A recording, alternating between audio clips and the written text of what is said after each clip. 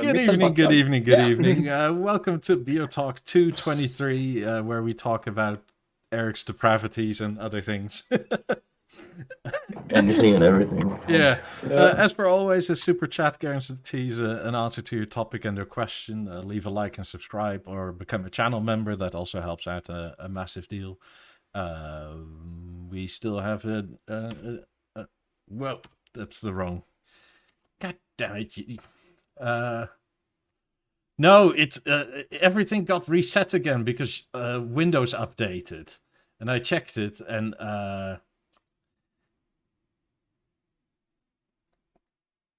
you can't.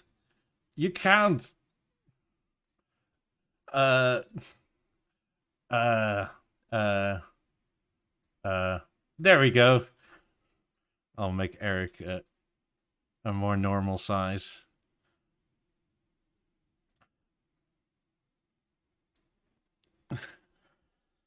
But there's a discount code. There's a standard discount code. If you buy 2, you get 10% off. But also there's a discount code. If you buy 1, you get 10% off. So use that through the link. Yeah. I didn't do any of that. They did. Somebody asked for it, and they made a new one. So, and there's that. And then also, if you want a cool remote holder from Prestige Creators, Anders from Stahlstrom Bio Living has a code, and it's cool stuff. But that's not... It's one. Yeah, but that's not sponsored. That's just, I think it's cool. So yeah. And I would advise that. Get one for the shop. I take it you're warm, Willie. Eric, are you warm? Yeah.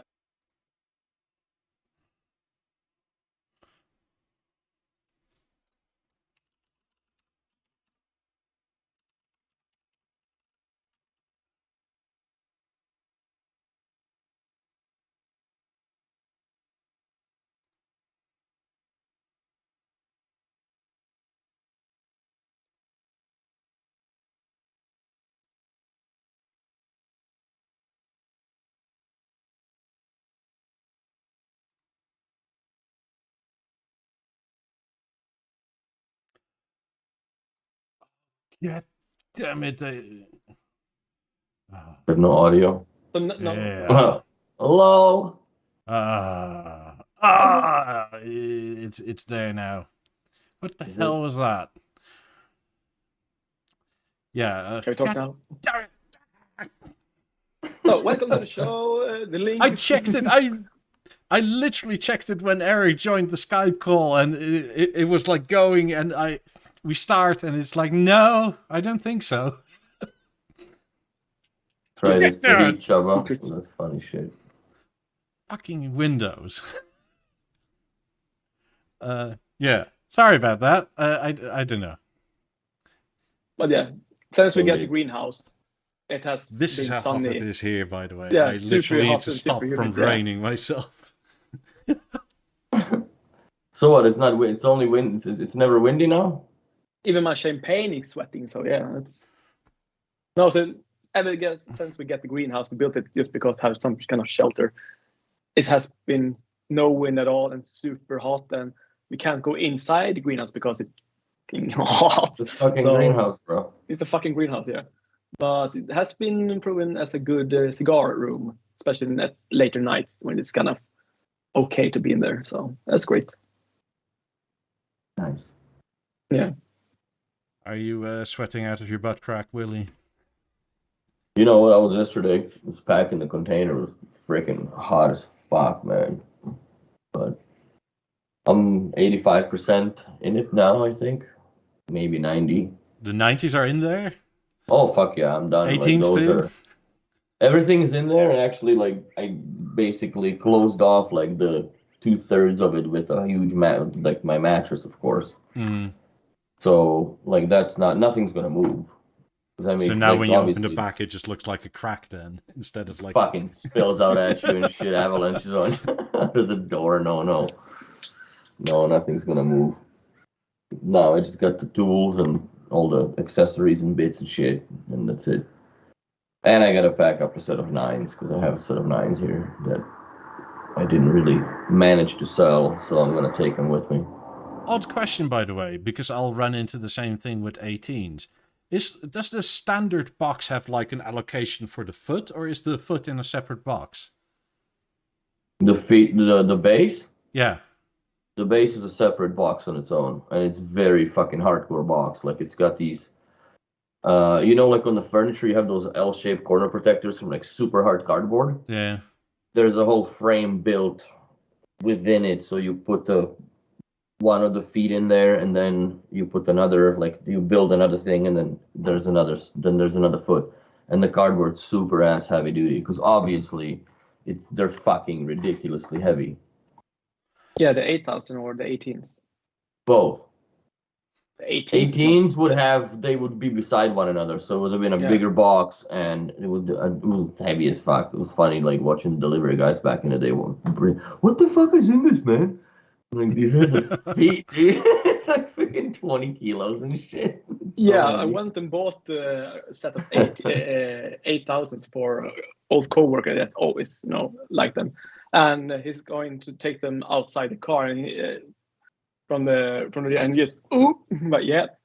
Yeah, dude, they're not fun. The only thing that is in the 18s and 8000 boxes is a 5 mil or a 1/4 inch plank of plywood to stop the stilettos from shooting out the bottom of the boxes. But that doesn't really stop them for like post-nord and shit.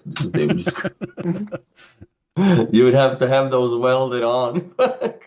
Yeah, well, that's this mostly... is a sign that if I give this to folks that say, if you feel the weight of this, then you can understand. Just point to various speakers that they are heavy. So yeah, you should ship a BO4 post-nord to Mikey, see what shape it comes in, just for like the episode number 2. Freaking bent chassis and shit. It will be this bend, but the new Bio remote 1 bend on a BO4. Yeah. But yeah, I actually bought. I got some. I bought a shitload of Legos now with the new releases, and I got 2 of the same. Because August 1st you can buy a spaceship, and August 3rd you can buy the special castle. But with both sets, you got this kind of free set. Oh, sick! Yeah. This one was packed in the same package as this biggest spaceship, but it was the old school spaceship. I like that actually. And the big castle come in a set of its own, very good protected and all that. But that meant the separate one of these that I got for that one coming in a separate set from post-nord, and it was broken or dented, the whole box. And since Lego, it sounds like you really don't have a choice but actually visiting a store in order not to get your shit fucked up, like in shipping. Because they can't. I mean, it's just when they tell the employee, you kind of have to give it 2 beats with your fist and 1 kick with it. Then you can pack it.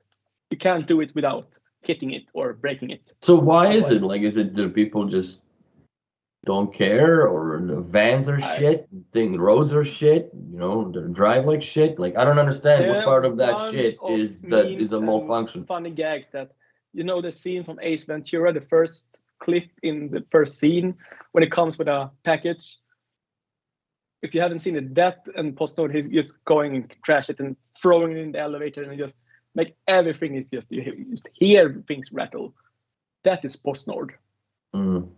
And how we kind of have that as an example video that this is how you deliver a package. It has to be that way, because otherwise it's just shit can't be that broken, especially since the record player that Michael gets, you can't trash it that bad without, you kind of have like to that was throw it almost from like the ground. vandalized, not even just like broken in postage. Like that was just like they really fucked this thing up. Yeah, from my on several understanding, you levels. kind of have to have it, you have to stand 1 meter, 2 meters up and throw it down with force.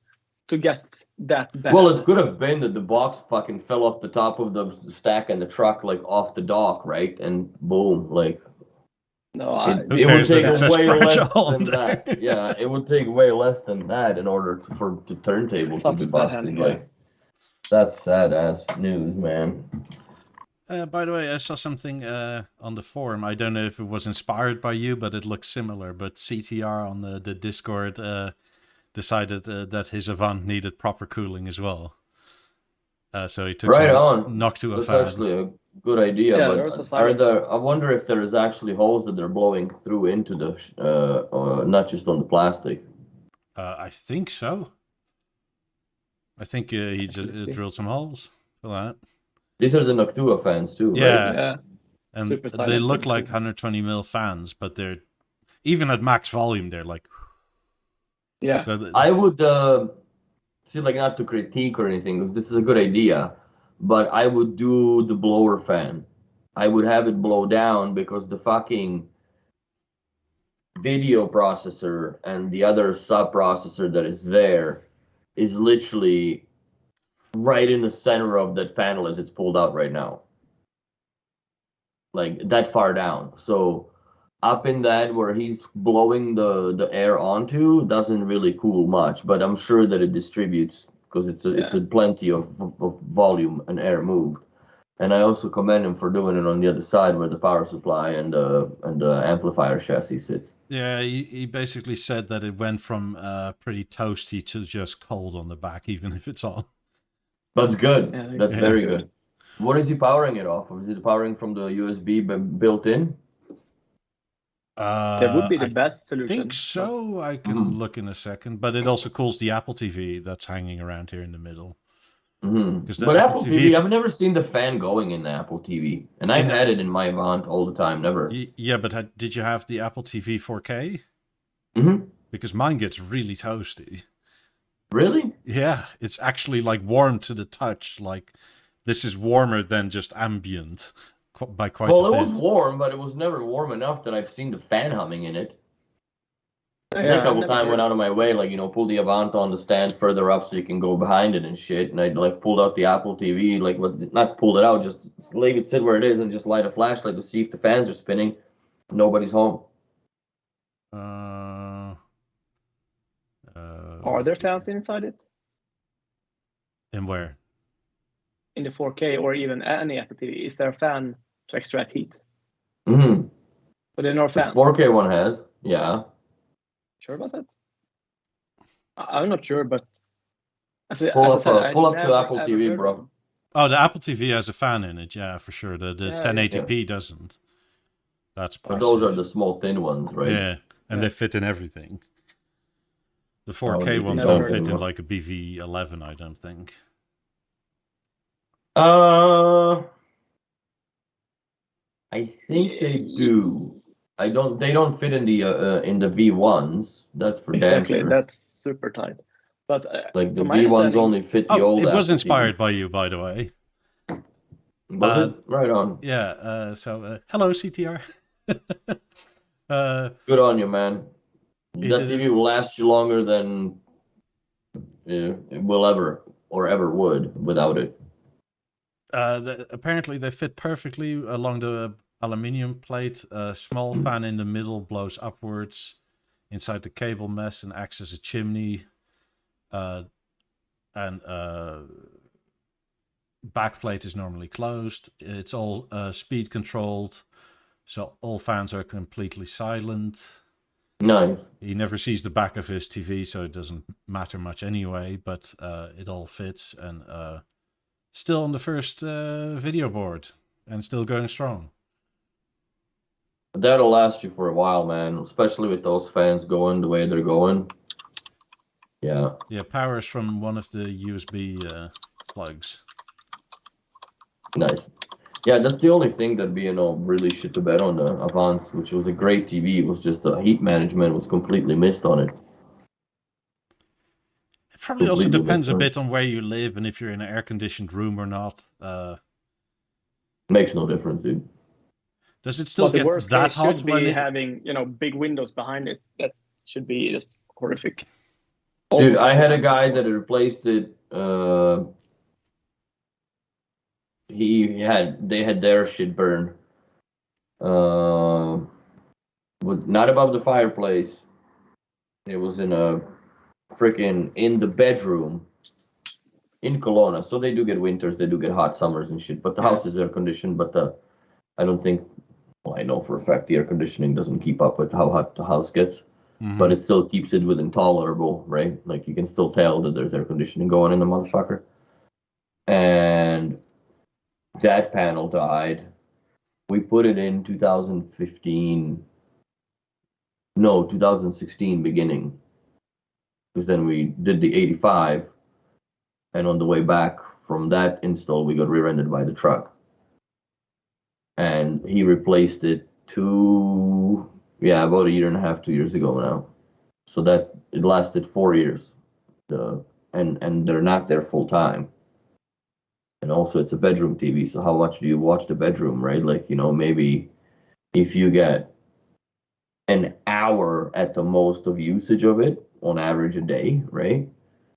That's almost too much. Or some nights maybe 2 hours, depends. Like some people just pass out. I'm actually glad that I only had my Avant for such short time in that kind of sense. You're a pussy, man. Just fucking, brave out the goods and bads. It's like marriage. The Wii one and now the Eclipse are the TVs that I had the longest. And that's... Yeah, I had my V1 now for...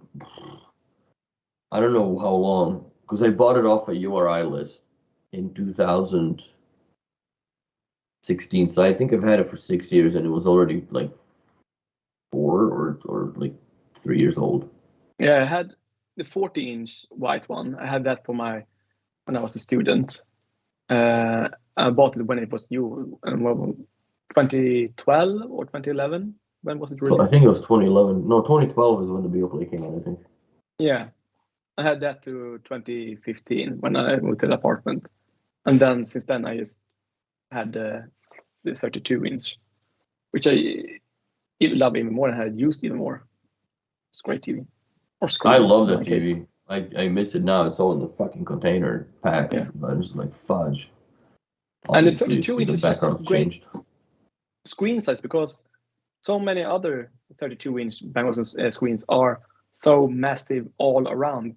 If you go to the 10 BB10, both it's very old, had its old kind of system, and this part of your speaker. So even though it's a 32, it's quite a big TV. And the BeoVision 8 was only like 720p, and also it's quite thick. What's it called? Something.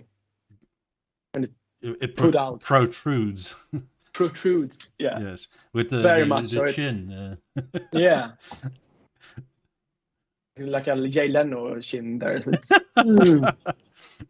the Jay Leno TV, yeah. So this kind of only Bang Olufsen 32-inch that's quite versatile with both stands, how it fits and perfect. I want more of these kind of screens. But yeah. Fucking me backing up, I found I have an extra level in my just had an extra Wait, level. like a spirit level or like a no, the Beosound level. Yeah, I didn't How the hell do you end up with an extra one that you don't know about? You just buy a whole bunch of BNO and lose track of it, I guess. This is the guy that puts all the leftovers at his mom's place because, Fuck. So yeah, I I'm not just like surprised. open this up. I'm like, there's got to be a Beomaster 5 in this thing. I don't remember packing it. I open it. I'm like, holy fuck, this is a new level. Closed it in. I'm like, all right. Wait, so now your import list is inaccurate or not? No. This is this is what I'm just like now gonna be filling into the container tonight after we're done the podcast. Right. Because I got everything that is like I never really documented anything other than I took pictures of all the labels that are on the boxes. Because the boxes, the labels are listed everything that is in the box. So I have a huge, like, screens and screens, I'm sure by now, worth of just boring label pictures. Yeah. Speaking of something, Look at this. yeah. Holy shit! Yeah, there's a lot. There's a lot of it. A lot of Speak, laborers. Speaking of what we thought about this, we were exactly on the money. Supposedly, all shall be more or less revealed in 2 to 3 weeks. Okay. So, I'm not sure if it's totally publicly revealed, but a bunch of important people will see it, and it's invitation only or something. Okay. So, but I take it those people will take pictures, and if not, So what are we more with stuff on the will money leak. then? What are we with on the money then? The fact that it's going to be extendable? No, I meant release date primarily.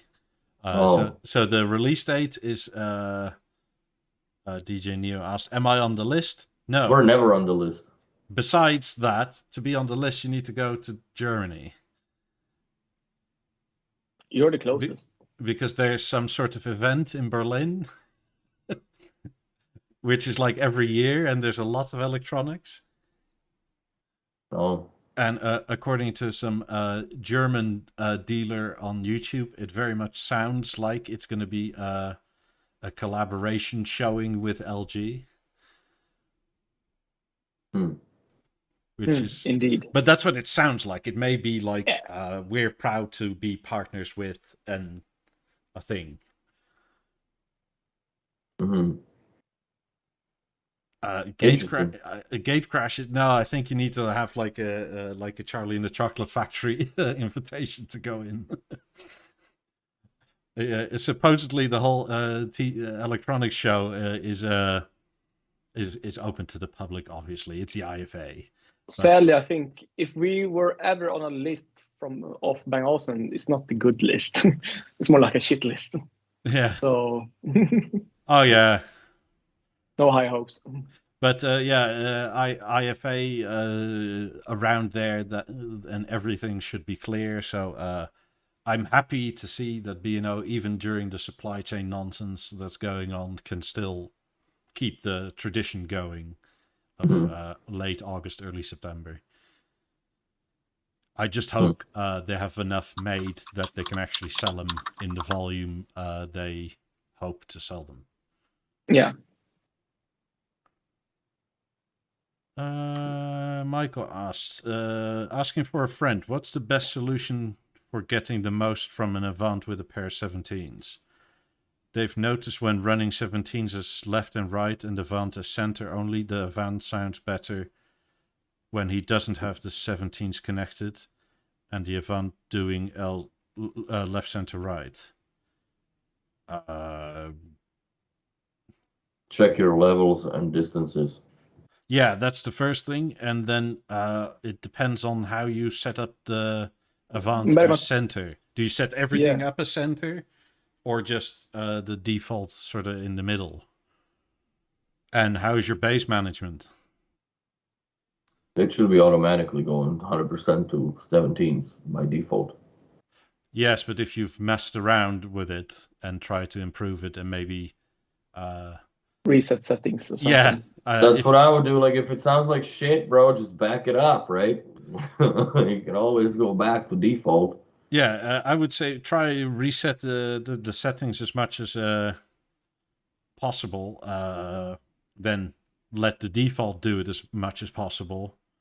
Well, you don't have to fully reset the TV, just the sound settings, right? And then you take out the dB meter on your phone or whatever and make sure everything is the same level at the volume you're listening to. Because if your TV starts up at, I don't know, let's say 30 or whatever, and you line them up at the correct equal sound, and then listen all the time at 50, it's not the similar line for everything. Like those 20 steps up for 17s is a lot louder than those 20 steps up for an Avant will be. Yeah, exactly. I would disagree though, because you have the speaker presets given into the TV, right? Unless, well, if it's WiSA, then it's definitely given because they auto detect. Unless you, But you still for have to some use, goofy ass reason, name the speaker as a different speaker for whatever reason. But I think that's also one of the parts that they go linear with the volume. Like, you know, my 8000s never overpower the BB9 down here in my mom's house when they're set correctly and distances are set correctly. Like but then the difference in the 50s and harmonies, even with the presets, I had to put the harmony up by like 3 dB or something. yeah, same with my room is, you know, super symmetrical. No, I understand that, but once you have it set, then the volume goes linear together with both. Like, you don't have to then go, like, if you're watching something on 65, right, let's say, right, that, you know, you have the certain settings, but then when you go to like level 30, then you have to go back to the settings and crank your fucking harmony up 3 dBs, right? There's none of that. You've done it once, it's saved it in settings. Then it just it follows that line in logic. Yeah. Well, I have to retry it, but I'm pretty sure they were closer together at like 30 volume than at like 60-ish volume on the TV, let's say. It may not be a big difference, but 1 or 2 dB, but that's enough for the 17s to like either fade behind a bit or the TV to become a bit dim. I must say I've never experienced it other than when you first factory default the TV and you have everything set to 1 meter distance and shit's all over the place, right? That's the only time that I've heard the, not even just 17s, but 18s also, even 5s, like any speakers, when they're not set up, the distances aren't set up and the decibel levels are not set up, they sound sometimes even out of phase, but it's not, it's just, they're just fucking delayed by just that little, right? Yeah. So, the distances make a bigger difference than anybody thinks. Yes. Yeah. I've heard from people where, I don't know, they say a dealer or maybe it's an installer, but they set it up default and they sort of leave the distances at a meter or whatever. And it's like, what?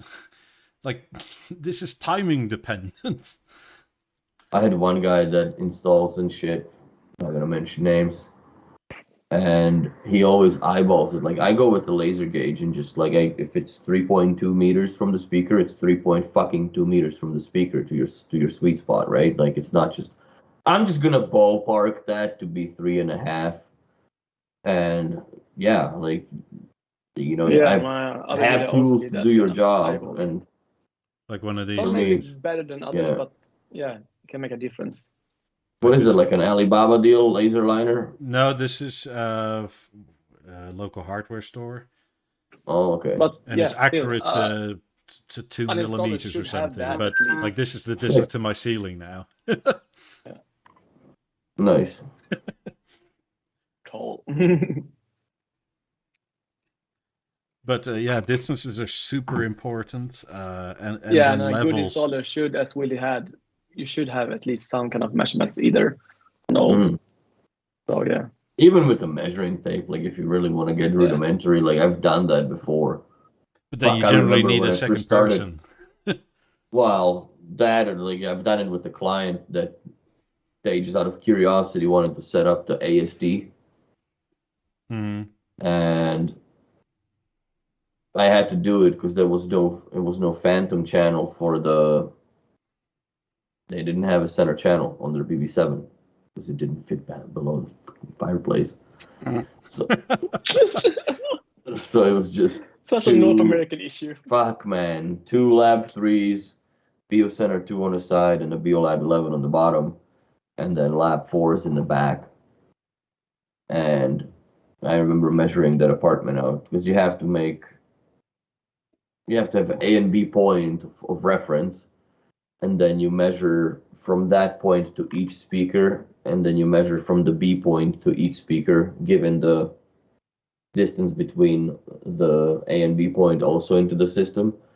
And it's fucking crazy how it calculates things and how you can actually, like, that was I think the birth child of the true image technologies, where they've decided that, you know what, like, we can just make any channel be any channel, literally, right? Up mixed or down mixed or whatever. So it's pretty insane how it worked. It worked very well, actually. The imaging was pretty insane on it. Very accurate for not having it in center channel. Yeah, I mean, even the distance for the relative distance from you to the speaker, but also the latency within the speaker that is calculated through that. Because whenever Steve is here, you hear him complain that 50s and 90s can't be used for instruments, but 5s can. And if you just leave it all at default, it's going to go wonky because the timing of you hearing stuff is off. But there's way more processing going on in it than in the 5. Yeah, sure, but for the pure listening, like, let's say you have, I don't know, 50s, 90s up front and 5s in the rear, and you leave everything at default. Because you just plug it in and it's like good to go surround. Like, your rear channels are going to be lagging behind the front like crazy. Oh yeah, no, you have to tell it what it is. That's another thing that I wonder, like, that special sauce software that I never gotten for those guys. Like, does it really make a difference in surround? Because then the System 3 doesn't know that it's playing into the 90s, right? So I'm sure that that delay equation would be taken into account in a surround scenario. But it's not, right? Because it doesn't know that it's playing basically, like I had set to as lap 3s. Or no, lap 5s. I have them set as lap 5s. But then you have to set it to low latency, and it's still you're 20 milliseconds behind, but you can then add distance to compensate that. I think you have to add 10 meters or so for that 20 milliseconds. I think it's 11. It's 11 meters that I added on top on each 3 just to sync them together. It's funny how the Beolab 3 is just a setting for generic speaker. Yeah. Like, it is. But it's a great speaker though, fuck. Like, yeah, hands down, it's a great speaker. Because even for the BV10, when you put 18s on it, you have to put it to lap 3s because it doesn't know what 18s are. I don't know why it's that, but I think it's because of the timing in the amps and stuff. Yeah. It must be something to do with that. But yeah, it's the lap 3s are definitely a very big reference mark speaker as well. Yeah. So, but man, I'm so beat tired. Holy cow! I'm sitting here I'm just feeling just fucking beaten to shit. But I'm almost at the end. Well, pretty soon you'll be in Florida and you'll see the new TV. Well, would they call it a new TV? Probably, but it's your sound product, so you'll probably. I don't know why they call it Beosound Theater, but I kind of get it, but I kind of don't, right? Because you can't just use it without the TV. Really, right? Like, the top's gonna look weird because it's unfinished then, right? Because it's assuming. But we don't know. We assume that there's stuff there that's non-removable. I don't know. I wouldn't speculate as far as that it would be just well. But what if it's just if you just have it and it's just like wood and black on top, and you have to add like little standoffs to put a TV on it with a mount? It makes sense to have it that way because then it would make sense to be mountable under a projector screen, wouldn't it? Yeah, because if you look at it, the top of the shiny aluminium is perfectly level with the oak slats going up and down. Yes. So it would be weird if like it's perfectly rectangular and then like some weird cutouts on top of it. Those oak slats are gonna go to narrow mode and shit. No, for anybody thinking there's movement in this, I don't think there's the price in that. No, I think the movement's gonna be in the stand, and if lucky, it's gonna be motorized. That's what I think. You'll see. I hope it is, because I have nothing necessarily against manual movement, but it always terrifies me with OLED panels, especially if they use the C panels, right? Because that They're top is so waffle thin, thin. and somebody will try and move it on the top. Of course.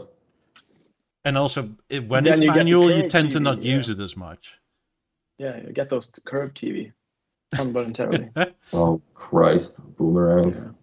They don't make those anymore, do they? No. Why should I? It's gaming screens, I think. Yeah, Well, but they that's make different though. Like that's 27 different. inch Like or you have the 32. because it's a whole perception, right, that it gives you. But Yeah. you never sit in front of a TV like that with your wife. You know what I mean? You sit far back on a couch. remember Like a TV that about goes the other way. Fuck. speaking of sound bars, Beosound type things. Remember about, was it 9 months ago, B&O announced a sound bar based on the stage with Verizon in North America. Yes. So I don't. somebody got one and took the cover off, and it's really rather different than the stage, although exterior wise it's almost identical. Oh wow. Which brand was this?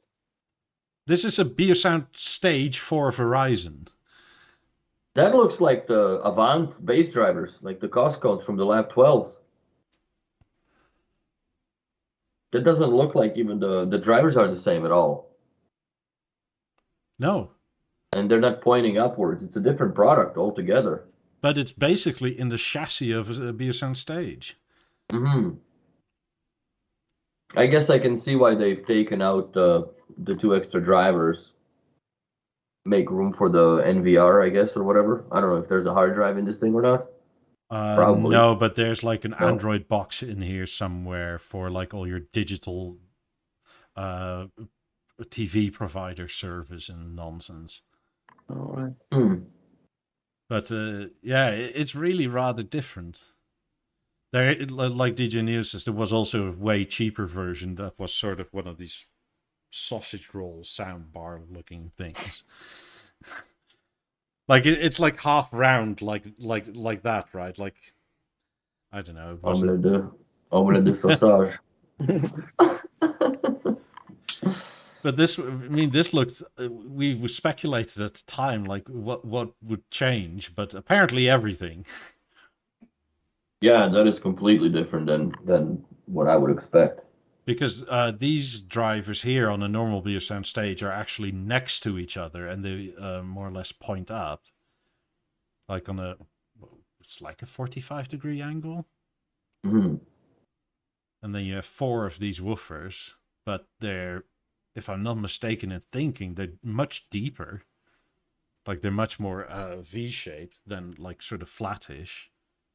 These are very sunk down also. Sandeep says it wasn't called a stage in the US though. No, it wasn't called a stage, but it was like the stage chassis. Look the same, right? Yeah, like I haven't even seen it. I never heard of it. even the outer aluminium and the backside of it like looks, besides it having like this weird sort of LED panel up front and it says Verizon somewhere on it, it looks almost identical if the cover's on it. I wonder if that's a Wi-Fi antenna right beside the driver there coming up. It probably is, because I think this is one way of watching your TV digitally. Wi-Fi? I mean, I think they also found out that having all these set-top boxes is kind of nonsense if you can do it through Wi-Fi now that everybody has it. Oh yeah.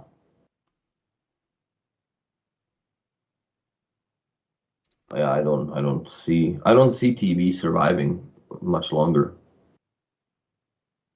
The Stream TV soundbar, and this is the Pro version.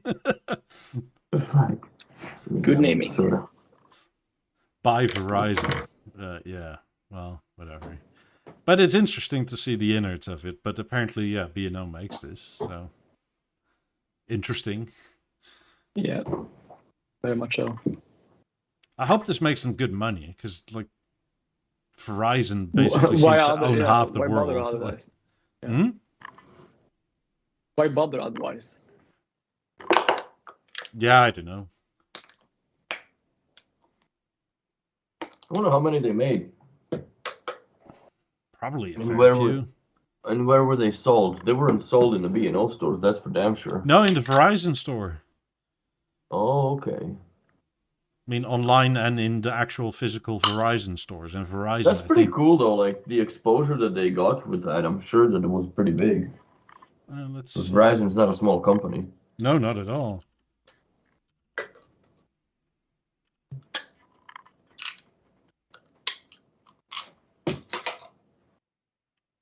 Yeah. It's an interesting concept. I wonder how it sounds, actually. That's one of the things that I really do wonder. If it's any good, or gooder, or bad, or the same. It can't be the same as the stage. Holy shit, Verizon has 143 million subscribers. Wow. So even if B&O gets like 1% of that, like Even they're if gonna they be got a 0.5%. chucking them out Yeah. like nobody's business. Yeah. Because the setup boxes are all shit. Oh my god. I hate the Picture new for ones, it? man. Like, I know at some point it'll happen because I'm not going to be there anymore to answer the phone call. And like that house that I'm working on now, tomorrow I'm going there to finish it up. So there's gonna be no noon tomorrow for me. Yeah, that's by fine. the way. Okay. And at some point they're gonna make a fatal decision to decide to replace their set-top boxes with the new ones that the fucking cable guy will recommend, and they're gonna be on Bluetooth based remotes. And in at that time, I think the house will be 6,000 square feet. There is no fucking way that you'll be able to control it. No. There is just no way. So, and that day is coming. I'm not gonna be here to see it, but I know it's coming. Well, you can live with people in Miami area that have the same issue. But I think that also what's coming is the people that are getting these new boxes and stuff. At the end of the day, they start realizing that they're mostly streaming like through Netflix or whatever. Like they're using the set-top box as a shitty service provider for other platforms. And I've had a lot of people that just realized it and just like cut the fucking box right out and just bought an Apple TV, or like if you buy a smart TV now, like all that stuff is more or less preset inside it. It's preloaded. And even most of the providers now, you can get the app to watch their news or programs and shit too. Yeah, So I there's really no need for it. I just had a brain spurt, and one day you're gonna get a phone call. I go, really, it's Donald. I want it in gold. It's huge. You know what? I wouldn't be surprised because he lives in Florida, right? Yeah, he lives around the corner, really, from you. Mar-a-Lago's not that far away. No. Maybe that's why B&O did the gold. They knew you were moving to Florida. So it's gonna be fun. Yeah, I'm quite interested to see like what people I'm gonna meet there when it comes to the business, because it's fucking Miami, man, right? Like it doesn't get better than that in my eyes at all. Like I don't care who says what about the New York and whatever. All professional California. sports people basically live there in the off season because of taxes. Yeah, so and they all need to one up each other. So just go. I'm good at that. Hey, Steph Curry, LeBron bought some 50s. You can buy some 90s. Yeah. That's right. Don't be a bitch. I mean, it's only half a month's salary for you. Probably even less, for God's sakes. Like, yeah. Yeah, these people make insane amount of money. But yeah, no, this is quite interesting. I wonder if in like, you probably haven't checked, but maybe they sell this through B&O in the stores too. I've never heard of it being sold here in Canada, in the US. But is Verizon in Canada? I think it is now. Yeah, there is Verizon Wireless. I guess it's here, but it's not as big as in States. Because yeah, I mean, for sure, this will sound way better than any even modern LG or Sony or whatever, just because of physics. Hands down. I mean, it won't. But like Sandeep said, it's $1,000 for this thing with a built-in Android TV. Sick. It's not really B&O, but it's B&O enough that it's nice. It says it on the side. It's B&O. Yeah. Same with the the the center HP, of the panel, right? computers, It's fucking Olufsen, so fucking like it's a legit product. Yeah, well, the HP thing is actually a license, but this is actually made by B&O. Like, it's in the state chassis after all. I mean, the stage is just like 2x the price in the US, so at an intermediate price level, they maybe should consider making a baby stage if they can do it for $1,000 for Verizon. Why would you even why would you do a baby stage? That's stupid. Yeah, I know, but you're already making this. Take the Verizon labels and nonsense off of it. And what? Put Mozart on it? Probably that's where the cost of it is. My opinion, like the cost of Mozart board, because it's custom, I'm sure. In one way or the other. Maybe. But it just, I mean, if they had, I mean, the stage, I think, is a very good entry product, but in terms of the sound bars where they are, it's not exactly cheap. So if they had, like, I don't know, demo this with a computer or whatever, or like your kid going to university or something like that. Yeah. I mean, if they can sell it at Verizon for $1,000, they can probably sell it themselves for something similar. $1,250. Potentially, mostly because they're probably data harvesting off of this like crazy. Oh yeah. Why wouldn't you? Like it's. I don't think that B&O's harvesting any data out of it. Verizon is. Yeah. Oh yeah. But it's Android and Google and. I mean, apparently Tesla is more a data company than a car company. I would agree with that. If you think about how much they put into the AI, because like there's nobody that propelled the evolution of self-driving cars more than they did. Like there was some attempts before, right? Like, you know, they tried with the LiDAR and all that shit, and it looked like something from freaking 80s movie. But Yeah. like nobody's really took it to the level where, like, you know, Tesla did. That they just like, okay, let's fucking, and I've seen it here, man. Motherfuckers be driving the car by itself.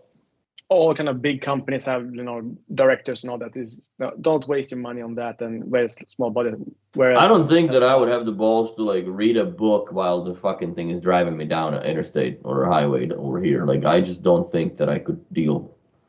That I could like literally just read and be in peace with the fact that I'm reading a book while the car is hauling ass like 120 kilometers an hour down, you know, the road. Yeah, highway on its own. I would get car sick.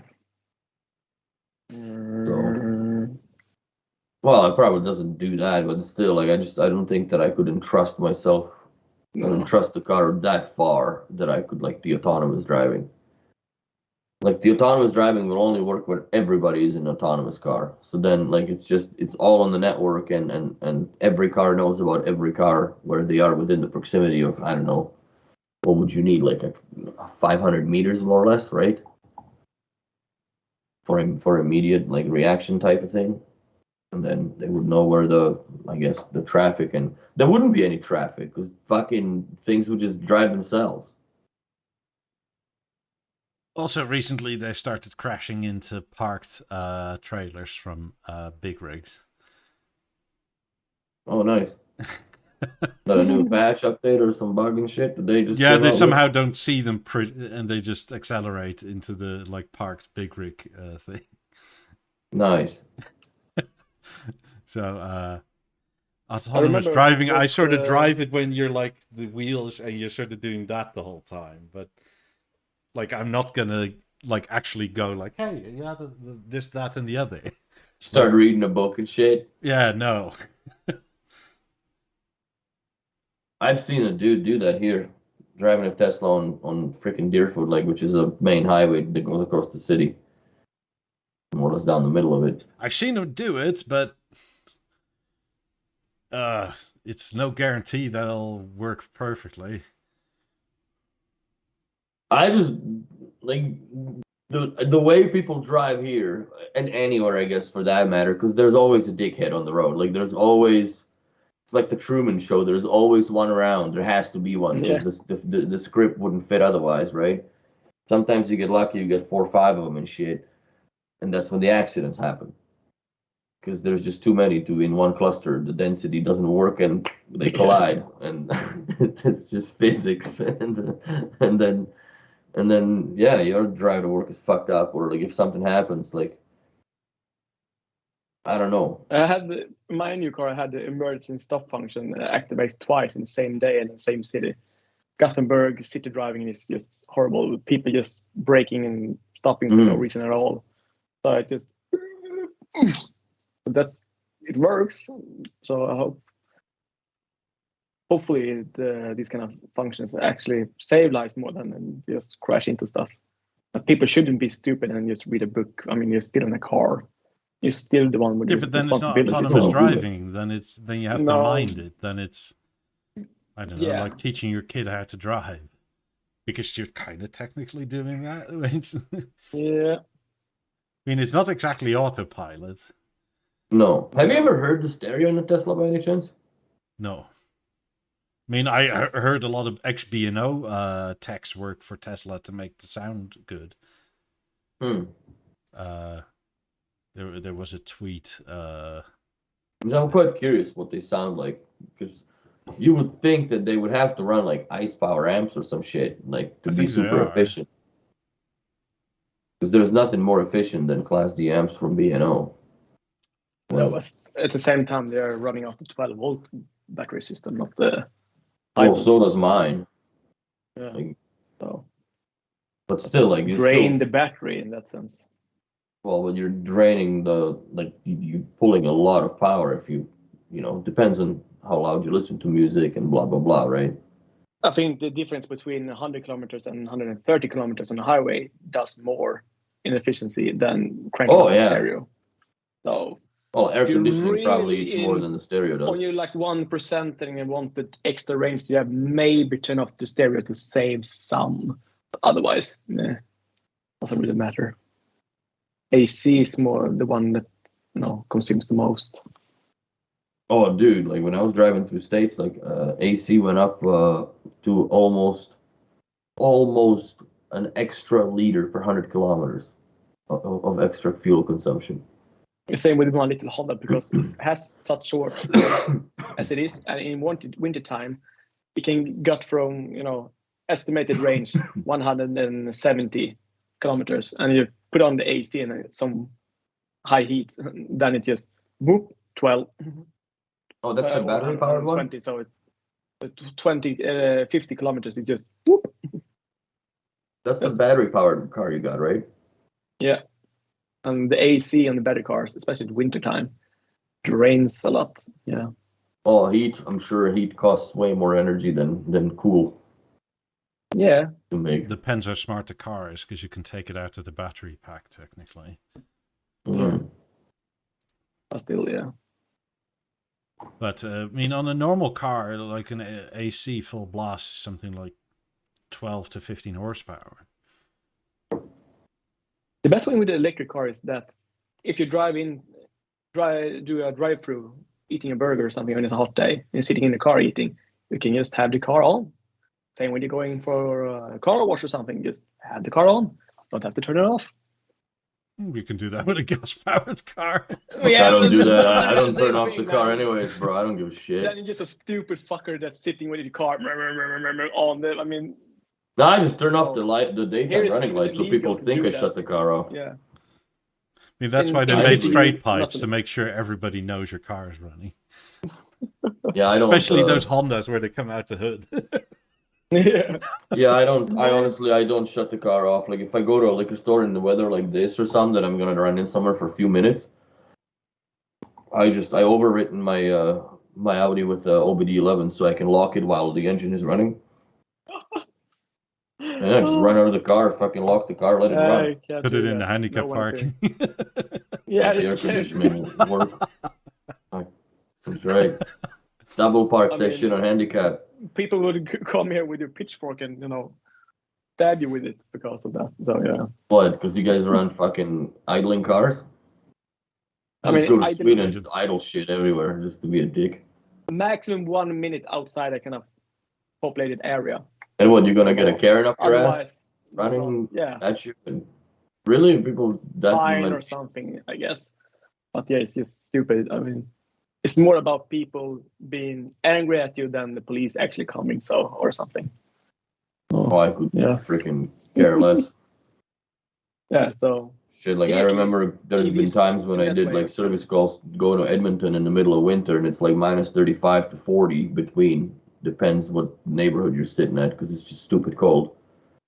I didn't shut the car off since fucking 6 o'clock in the morning when I left the city to go to Edmonton. I did not turn off the car till I got home at midnight. The car ran for the entire 12 hours. I didn't even shut it down and go to a fucking gas station. Like, it's so cold. Like, literally, you shut the car off, and within 3 minutes, it's like it's been sitting out for forever. Like, it completely just, all the heat is gone. So, oh man. did the service calls, yeah, just park the car in the driveway, lock it, running, and go in. Dude's like, you got the car in? I'm like, yeah, it's fine. So what about the gas? I'm like, well, how much gas do you think this is gonna eat by sitting out here? You know what I'm saying? Like, what do you think is gonna be like 9 liters per an hour now? You know? It's idling, so that's not much. No. I fucking forgot my car running once at the B&O store, so I got in at like 9:30, and Darren was backing in the truck, and I don't know why, I just got out of the car, fucking closed the door, and I walked in, right? Like, to make room for him. He backs in, and like fucking 8 o'clock at night. Where's my car keys, bro? I'm trying to get home, right? I'm like, what the fuck? Going around the entire store, and you know when you start looking at like ridiculous like fucking freezers and shit, right? Like, what would I like? At what level of state of mind would I have to be to put my keys in a goddamn freezer or not? You know, like in a small little drink fridge and shit, right? So there's no way. I'm fuck. And I looked at the cameras, looked at the parking stall, and I see the fucking backlights are on my car because by then it's dark, so the headlights came on, right? And I'm like, fuck.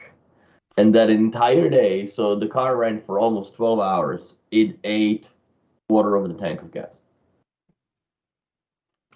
Still more than I expected, but still 12 hours idling. But I also forgotten when I got out of the car because it was fucking cold. So the heater was cranked on freaking flamethrower mode for the entire day, dude. Like, I got in the car, it was like fucking like 45 degrees in it.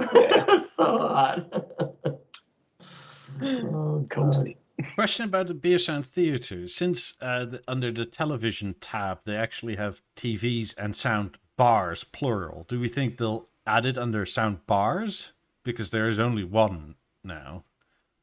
Can't they just change the but name it's of Beo also English. instead of Beosound, Beobar? There's something there. Maybe. Beobar? Wouldn't you like a Beobar? No. Bang Olufsen? I mean, at this point, it's more Beocenter than anything else. Yeah, I think they should bring back Beocenter because it's not really. I mean, it does more than just a soundbar. So Center is more what it is than a Beosound product. I don't Don't know you if you think? listened last week or not, but what do you think the price will roughly be, Eric? On the new Beosound Theatre. I mean, stuff, you've seen it. Yeah. And we by the yeah. price, I mean just the soundbar, if you were to guess. Like, not with TV and stand and everything. Oh, Instead of 18s on the side and shit. 25 and to 90s as 30. rears. Between 25 to even 40% of the original stage price. I Like think more? it's gonna be. quite more. What's the number? If the stage is 2,000 euros, well, this is a freaking oak one. But anyways, It's pressed roughly on. 2,000 euros on average if you average them all out. Mhm. So between 2,500 and 3,000, or some even up. Maybe 4,000, but Do you think with Yes. that much aluminium, it's going to be that cheap? I think you're way off, Eric. I think we're flying around yeah, maybe it's more 5,000 euros. expensive. Yeah. Don't get me wrong. I like your enthusiasm, and I hope it's true. I just doubt it. Yeah, it's hard to say, but I think it's gonna be maybe. Let me say this: it's gonna be more expensive than we think. That's kind of what I think it is. Especially also depending on what type of theater you get, I guess, because covers. Yeah, and all that, yeah. this incision seems like it's made to like have extension pieces for larger TVs potentially.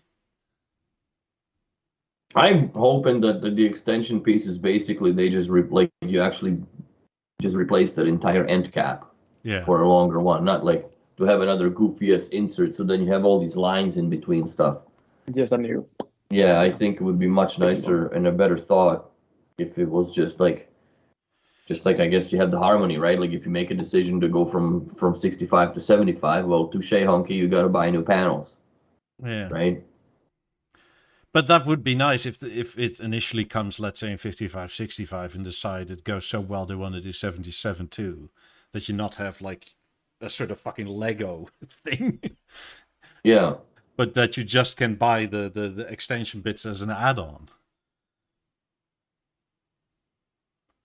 But whenever B&O shows this kind of aluminium, I'm on purposely only showing a small quadrant of it because the whole picture is available on the Discord, obviously. But this aluminium is never cheap. And this is way more aluminium than on the normal stage. The stage is just around the edges. It's a strip. It's a strip of aluminium bent over. And it's not one piece either.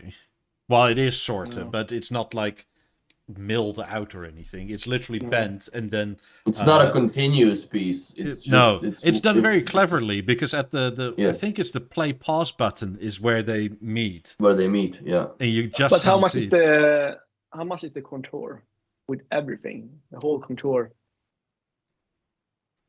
48 or 55. Those are because it can't be more expensive than that, at least. Why just not? Can't. Because they get the screen and stand for the kind of money.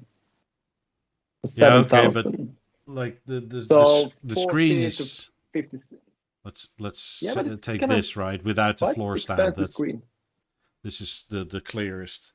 The screen is only like 1,400 euro or so. So I think still with 4 to 5 to 6 something.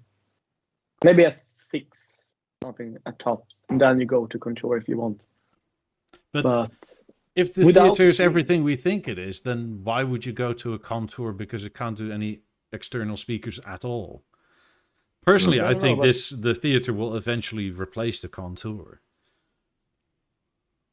I have nobody told me this is not like some insider, but just in terms of like, just looking at the history of the contour, they've had to change that a few times over because LG changed the sizes of the panels and the backspacing. Mm-hmm. And I'm not sure B&O was entirely happy with having to do that every time. Because it's a pain in the ass. The advantage that B&O had back in the day, now looking at it a few years into the production or playing around with LG, I think the biggest advantage that they had back in the day is when they were producing their own TVs, that they just basically contracted the panel and they bought so much of it, right, that they would ensure that, okay, if this is going to be a lifespan of a, let's say, 5-year production line, right, of like a BV740, then we have panels that are serviceable. Yeah, the worst thing that I thought they did, especially with the contour, is that they made a frame that you stick a TV inside, so they're very dependent on LG not screwing up the measurements. And not changing shit, Yeah, with the clips and harmony, it doesn't really matter if you change that much around it, because still, it's. I gotta say though, I put together the new, like the Gen whatever Eclipse now 2, right? Whatever variant of the The panels one with now. the diagonal cuts, or the one with the square holes Eclipse, you mean? Or do you mean contour? Sorry. Photos. No, Eclipse, like the second generation. Them, right? I've done the first one. I had the first generation Eclipse, right? Mm-hmm. And I actually really liked the way that was finished, even though, the software was hanky at the time. All works now, but I like that finish versus the new generation Eclipse, where the back of the TV, well, if you have it against the wall, you'll never see it, who cares, right? But in my scenarios, usually I would always see the back of the television, because the way that each house that I lived in, you always end up going behind the TV in some ways. Either there's a staircase that you go by and you see the back of the TV and the mess behind more it. fitted for wall mounting, Mm-hmm. because it's so flat. It's genius how they make it happen that way, but still. But Yeah, I it's had just the photos. I sent them last week or last show or something, and I showed some of them, I guess, and also the weird concept art or whatever, those kind of products. What you talked about. Yeah, we talked about those. Yeah, they kind of one that almost looks like a microphone, and one like balance yet. But like this is the Gen 3 Eclipse, where the cut. Yeah. I think they just got bored with having to change this top end cut, and they just went, "Fuck it, we're gonna give ourselves some wiggle then, room." if you have it, can get it so close to the wall that you barely see that cut. That's good with running small mounted. Here, if you extend the TV out to this range, but still the frame is quite good. But it's not too obtrusive, but if you know it's there, it's going to catch your eye every time. But then again, it depends a bit on how much you care for it, I guess. Yeah. Still very nice, I have to say. I mean, it has gotten somewhat flatter on the back, although I do feel the Mark II and Mark III have less room for cables at the back than the Mark I had. Mm-hmm. They do. But in mine, I have no issues with if Beo, reinforced, because as you said, if you take the top of the Eclipse and move it, you can break the screen. Can't move it. So why just not reinforce it? Because the TV doesn't get flattered to the wall or something, because the soundbar is still, that big. So. Quite honestly, for the things that B&O does mechanically with the panels and stuff, I think that should be the TV itself should be in a B&O's own enclosure, like the contour per se, to give it more rigidity, right? But it's also the dumbest thing they can do, because they can't rely on LG or some other partner. They just can't, because they will always change the measurements and all that. So that's kind of. Would be nice to be a Beosound 6 of one, half dozen the other. But but they kind of have to do this, soundbar and separate TV thing and stand. B&O's not big enough to weigh down on a like some sort of a unified measurements agreement with LG for like their panels, because there's just nowhere near the amount that they would need that they push. I wonder, like these investors briefings, do they actually give numbers of units sold per item, or is that more like a confidential thing?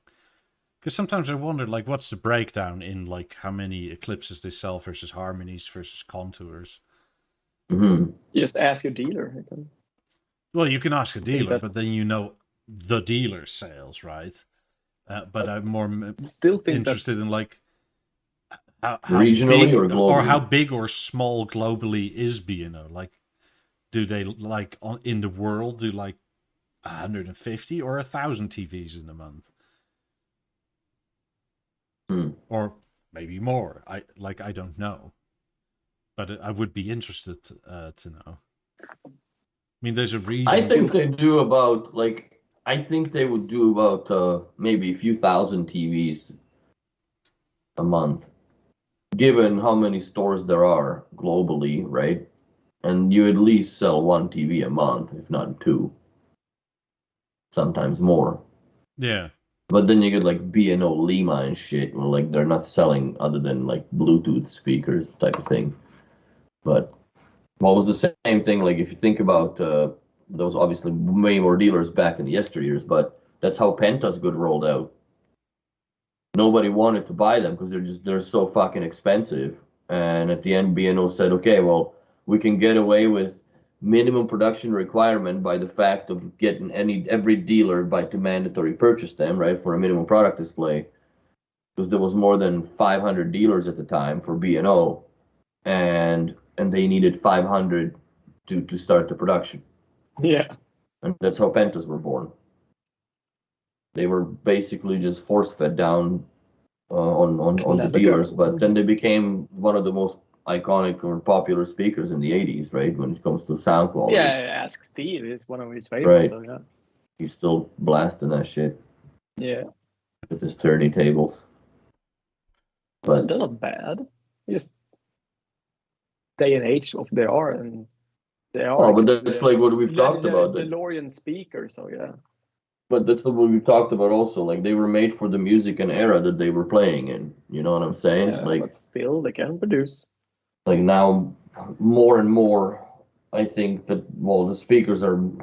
I think more and more they're like depends on what region or country is. It's same with the fucking fives. mumble rap, but a lot of it is playing electronic between music. 5s and 50s. So of course. I mean, 20 years almost of sound technology do show themselves, but still, if you want a good speaker that's to some part is even better than some competitors, even now it's amazing. It's kind of shown that Beosound isn't just for design, it's for the pure audio file also. Oh, for sure, but people that discount B&O somehow they come from the pre-Penta age more or less, and maybe even potentially a bit of the 8000, where the 8000s were quite expensive compared to everything else for their capabilities, but the mid-90s were pretty. Yeah, the mid-90s were heavy black box wooden thing territory. That's right. Or you just need somewhat excuse when you bought super expensive cable speakers and all that, and the same kind of audio qualities with Beosound speaker at half the price, including everything. So yeah. I had never a problem adopting a B&O when I first, from what I remember, because I've grown up in the era of black box speakers and black box stereos and, knobs and humming machines, I guess, right? It was just too much. And then when I saw the B&O, I'm like, holy fuck, right? Wow, the 5000 remote, right? I'm like, wow, everything is basically in your hands. And this is 1995. And then, once I was here, fucking tossed out those goofiest Bose cubes. I actually kept them, and I cut them in half just to show people what shitty of a product it is when they came to the B&O store. Because I kept one of my acoustic, what is it, the Acoustimass 5 or whatever the system is. But the thing is also that there's so many really great speakers out there that still have the same kind of weird-ass design that they on par with Beosound, but the only difference with Beosound and other brands is just you need so much more stuff to complement and get what the speakers truly are.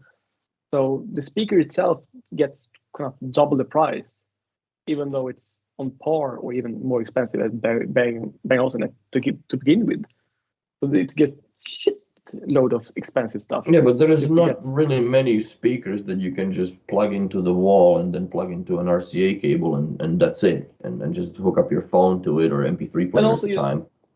Especially since the Beovisions are kind of the hub for, so the TV has a processor that, so you have this speaker, so that works perfect for this position, and now we have produced the sound for that, so you can have a theater setup without ease. Just coming to think of it, this is going to be like a giant feather in their cap. But do we think that Beosound Theater will have a preset for Penta still?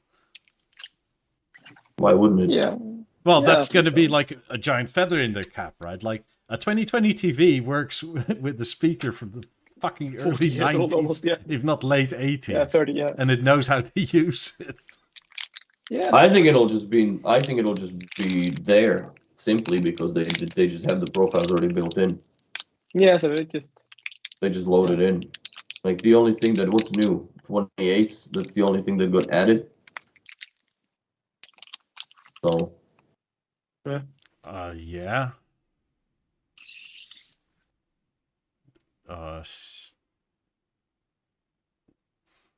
Yeah, 28s are added, but like those have been in the harmonies for a while, so.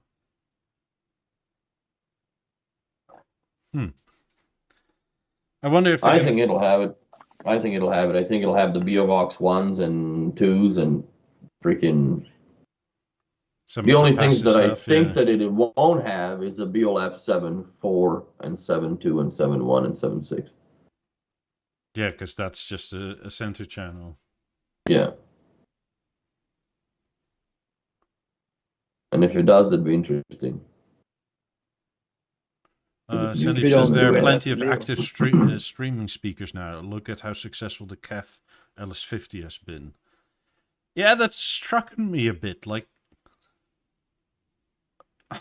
I think it's B&O's bad marketing, quite honestly, because whenever those KEF speakers came out, they made it seem like they invented this stuff. One speaker, but it's revolutionary. But yeah, and it's also one speaker to the next, and that's it, right? And you know, it's like the whole house and everything. But somehow Sonos came up with that. Yeah. A bunch of years later, yeah. Yeah, like 2 decades later. Yeah. But yeah, it's funny how that happens. It's weird how B&O basically invents the wheel and then other people say, see, this round thing is mine. Let's just say that it's kind of a TV company that makes motorized stand, and people just like, oh, you get the motorized stand with the TV, but you always got that with Bang & Olufsen. That's kind of the same thing almost if they do that now, because Bang & Olufsen had done it like 30, 35 years ago, yet people would still be amazed if they did it now.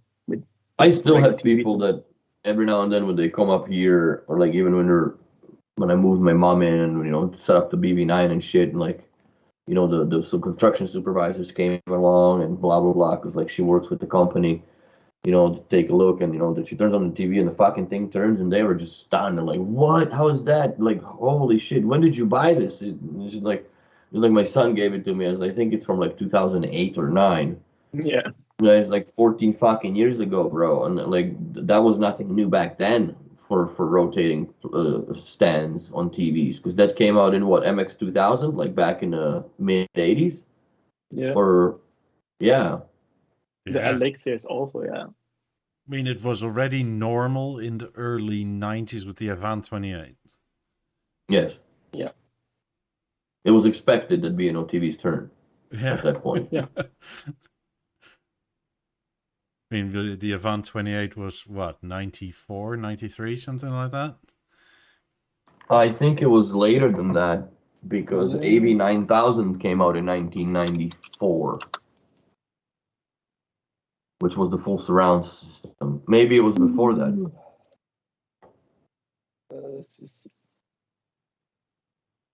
Google, Eric. Google. Google it. Come on.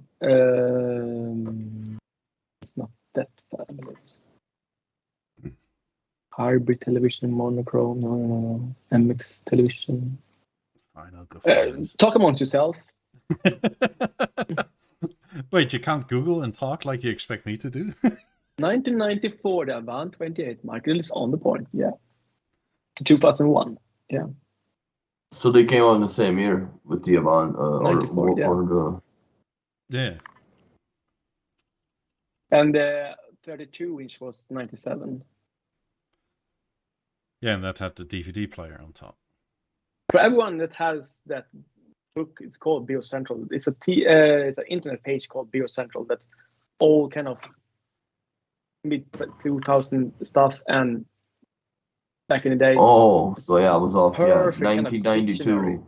1992 is when the AV9000 came Well, out. the so reason that I was the first partially round. remember is that back in those days, my dad traveled the world, and for some weird reason, right, movies were staggered in their releases.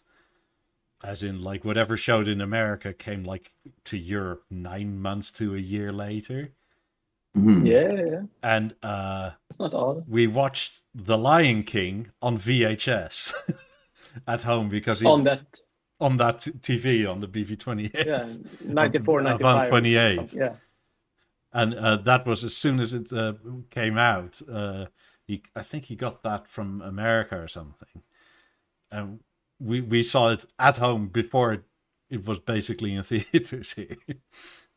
Yeah, since it has to be, had to be in like 95 when the VHS was released here in Sweden, I guess. So Yeah. Europe. And I knew it wasn't the BB30 or the Avant 32 because it was definitely not on DVD. I think. Wait, I'm thinking now. When was in the?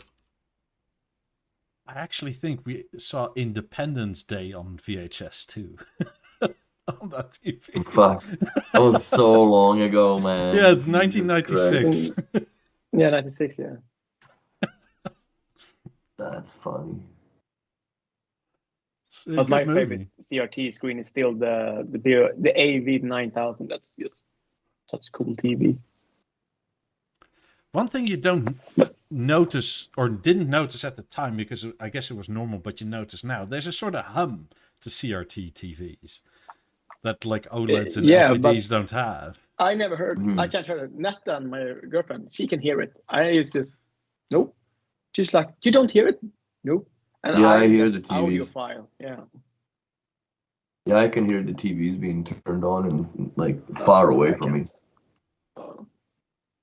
It's a curse. Yeah, it's a thing. I never knew back in the day that you could hear CRTs because I guess it was just so normal. But Ever. Yeah, CRT was never like I could always hear them. Really good picture. Yeah, that's nice. That looks like a B&O catalog. Except like you have out of date stuff like BeoCenter 2, fake. Yeah, almost like Beo wouldn't allow that today. That's right. Make it look old. yeah, I also have a Beogram 2000 from 1975 or whatever.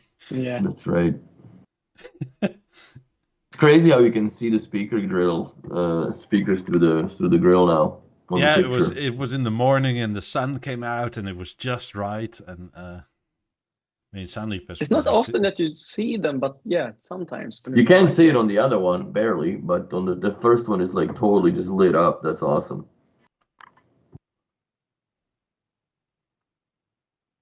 Maybe I'll buy a set of 50s when I get to Florida for business.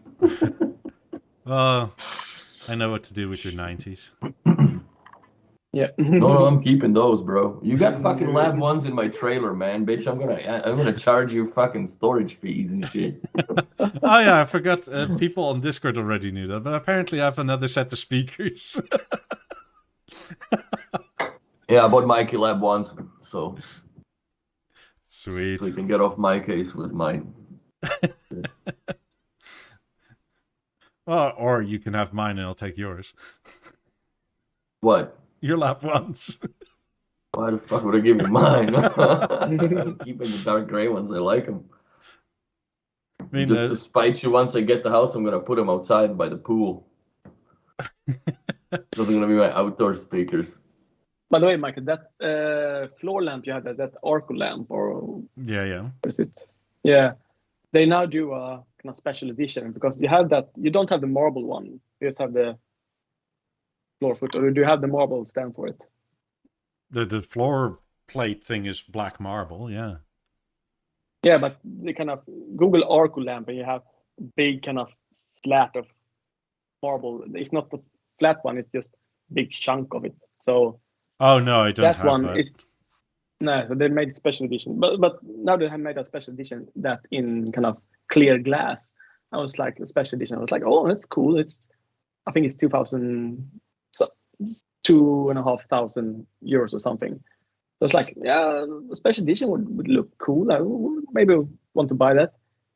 So is that what you 10 research when you give kids tests in the fucking classroom and you sit there and $10,000 for the glass one? That's pretty much more than I thought. Yeah. Come again, Willie. Yeah, no. Is that what you're researching when you give kids tests? And then, then you got time for yourself. I don't look at these fucking lamps. Yeah.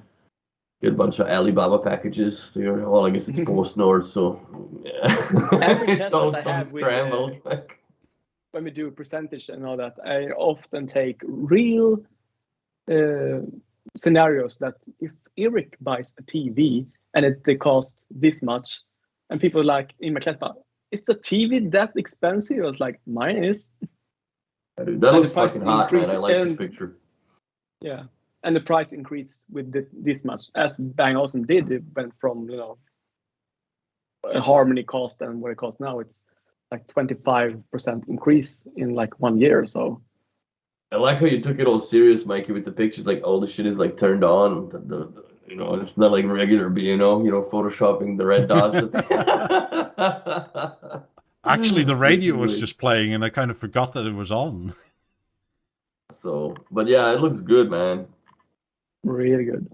Just feels bad for whoever buys it because the motherfuckers ain't gonna get this furniture and shit in it. It's just you get walls, bro. That's it. Well, a lot of the furniture is actually staying. Oh yeah, because you leaving I guess the table stays and the couch and stuff like that. I mean, there's no point in taking that all to America. I mean, it's going to be the same price to buy it new as it is to ship it in. Yes. Especially nowadays, for God's sakes. Like I'm glad I locked it down, but I still it went up by $3,000 since I got the quote in February to move the container. By the way, just pause this photo or picture for a bit, because you see 17s or 17 up on the wall, but yeah, you can see the kind of there's a spare backup here. A pair just standing. That's. I don't have room for them yet, but I placed them here. So yeah, storage. There we go. Yeah, a pure Beo fanatic. Yeah. So where did you guys move all the mess and shit? Because you don't live this clean. Nobody does. Must have been a headache to fucking get it all presentable. At the moment, we pretty much live this clean. It is a pain in the ass, but if you're going to sell your place, it's always a pain in the ass. Exactly, yeah. And when we took the photos for my apartment when we were about to move and put it up on sale, I was like, I've never seen this apartment that clean. It's almost, maybe we should stay because look how nice it is. But yeah. So much effort. God damn. Oh, I know. Fuck, for every showing of I've been living.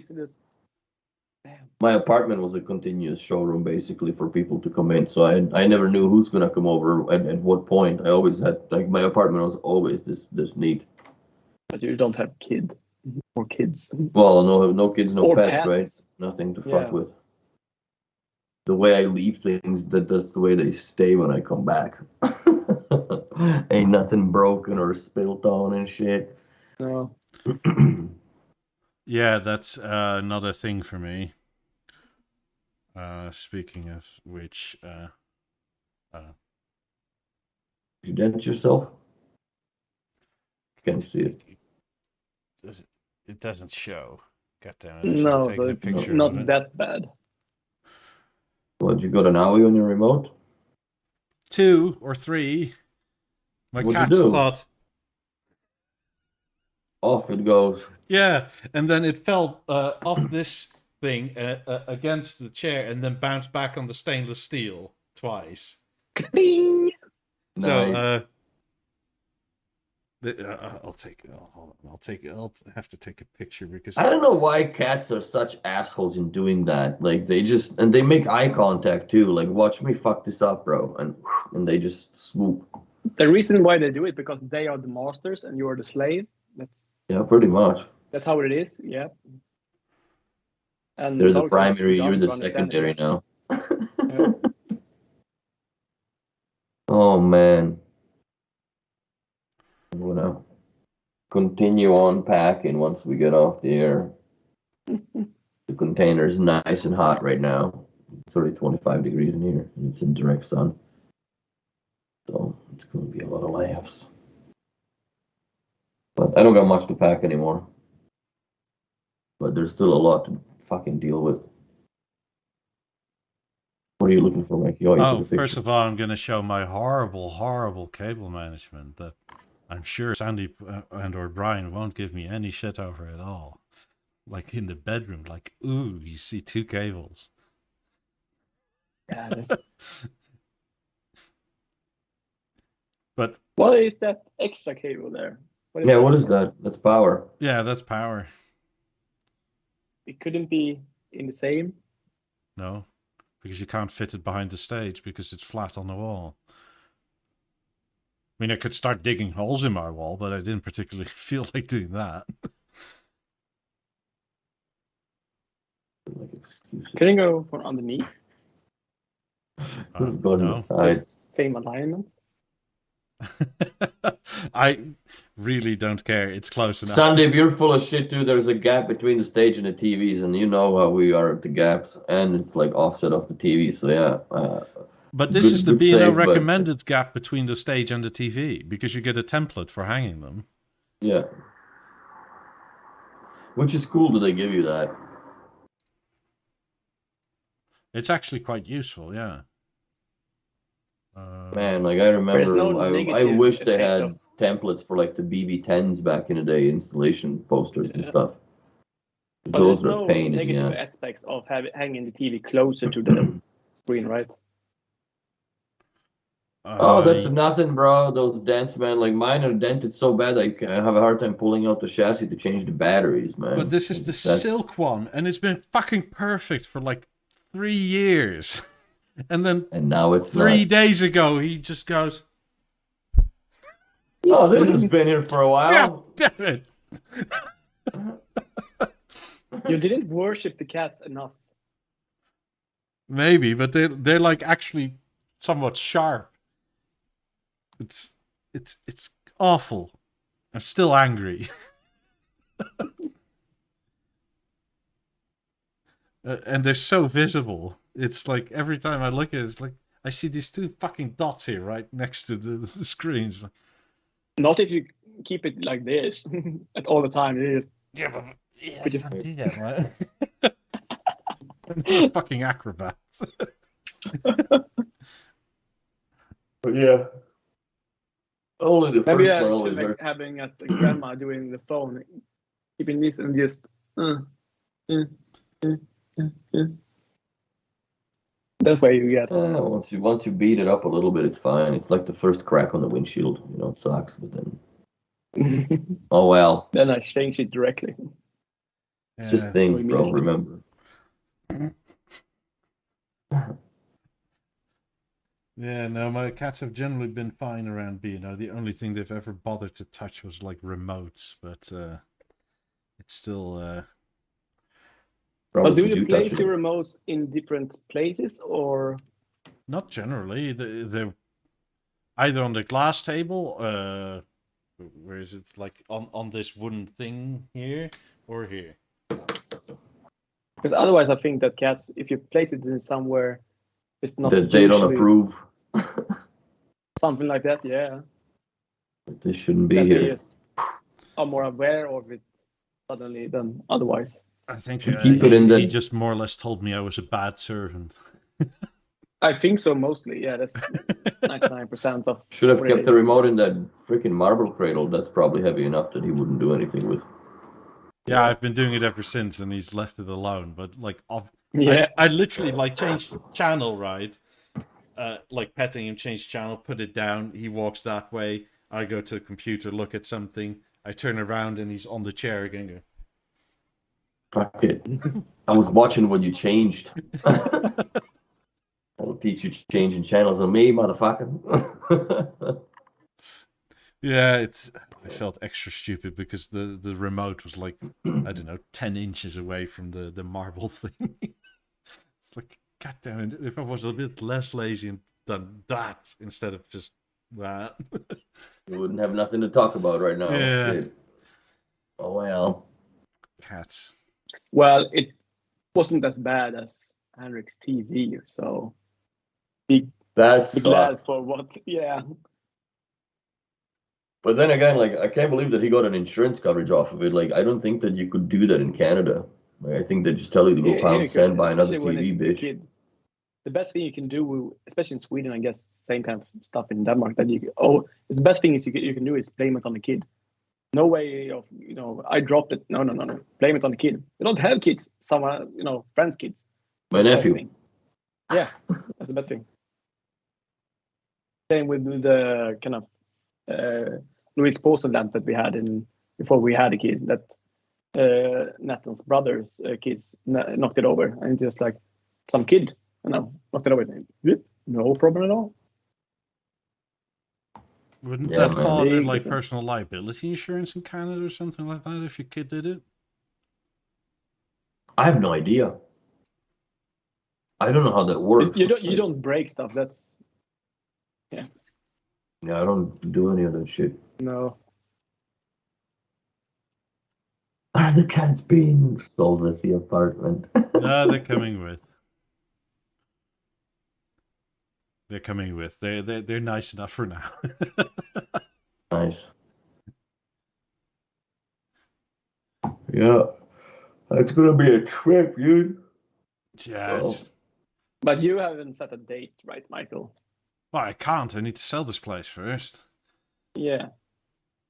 I mean, there's a tentative date, but that's based on a bunch of assumptions and hopes. Yeah. And I mean, the tentative date is around February somewhere. But I don't know if that's tenable or if it's too late. I mean, I don't know. It should be on the market somewhere either next week or the week after. What's the weather like in Tampa or Miami in the same February? as here. It's hot. And humid. Yeah. It's so I don't know. It's roughly the same except you don't have winter anymore. Yeah. So when it's cold, it's like 15 degrees. Yeah, which is fucking ridiculous. But yeah, so I don't know, maybe if somebody comes by within the next few weeks and says, I want it January or December or whatever, then it's like, fuck. I guess we'll have to hurry up or something. Yeah. December would suck because that's right through Christmas and shit. That just I don't think that would be tenable for either side, but who knows? I mean, initially that would be a no, but if they want to pay a bunch of money extra, then okay. Yeah. Here, the pandemic showed us that you can be a teacher just on your computer. So why not go to Tampa? I know work hours would be, weird since time difference, but still, would be nice. Sitting in Hawaii shirt in February with my students. I would rather do it the other way, like live in Sweden and be a teacher in Florida or whatever, because that would mean you have to get up at like 4 a.m. or something to start work at 5 a.m. But you're done by fucking 10 o'clock in the morning. Yeah. You got a whole day for yourself. Yeah, okay, so but if you say to yourself like, I'm going to go to bed at 10 p.m., that means I have 6 hours of sleep. That's the cards you dealt, man. You to yourself, bro. Like, it's just what it is. Like, if you look at the freaking newscasters, like the morning news, like these motherfuckers get up at 4 a.m. every day. Yeah. Right? Yeah, but they also get a lot more money than teachers generally do. I don't know how Sweden is, but... Well, I have a Porsche Bangos and a new house, so yeah. So you could have had a bigger house if you were a news reporter, bitch. Yeah. That's the way different. Yeah. Could have had double that house. Can't you be a weatherman or something? Or There a you weather go, then you person? go. Sorry, I know in Sweden. That's Yeah. right, because It's it's like all that. turn, rain tomorrow. Hurdy-gurdy. It's gonna be dark and Oh, snow. shit. Yeah, but in summer it's gonna be dark and snow. Yeah. Yeah, but you don't have to be accurate, so it's going to be dark No. and snow all year round. Yeah, who cares? Exactly. Shit never works out anyways the way they say it. Yeah. Frick, my hands are like, I'm just hurt. Wait, What's Eric, the do you next have an OnlyFans? No. Maybe if I do a little bit this, but no. That's funny. No, I don't. I have an Instagram account and YouTube account that I barely on as it is. So no, I don't have. We have a new Lego account that my Nathan started, but not that much there yet. So we'll see. There are more Instagram. The furthest. What's it called again? Lego Familie. Lego Familien. Lego Familien. Familien is family, so yeah. Yeah, but it ends in a J. Yeah, Familien. Oh, Lego Familie, yeah. Or Lego Family, yeah.